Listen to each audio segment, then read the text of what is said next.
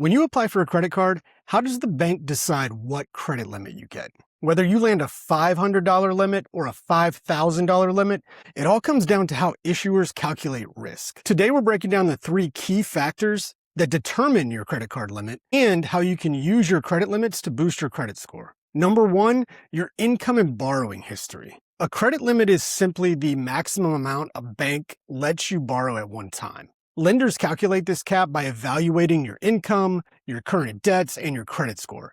So if a bank gives you a $500 limit and you spend $100, you have $400 in available credit left until you pay the $100 back. Number 2, the 30% utilization rule. Credit utilization ratio is just a fancy term for how much of your limit you're using, and it heavily impacts your credit score. Owing $250 on a $500 credit limit means you're using 50% of your credit, which can drag your score down. Keeping your balance under 30% or under $150 on that same card can help your score and your finances look better when an issuer is evaluating your credit limit. Number 3, the type of card and cash deposits. If you have a lower credit score, banks may manage their risk by starting you with a very small limit or offering you a secured credit card. With a secured card, your limit is usually equal to the upfront cash deposit you make, like putting down $200 for a $200 limit. This can allow you to set your own credit limit, prove you can make on-time payments, and possibly earn a higher limit on an unsecured credit card down the road.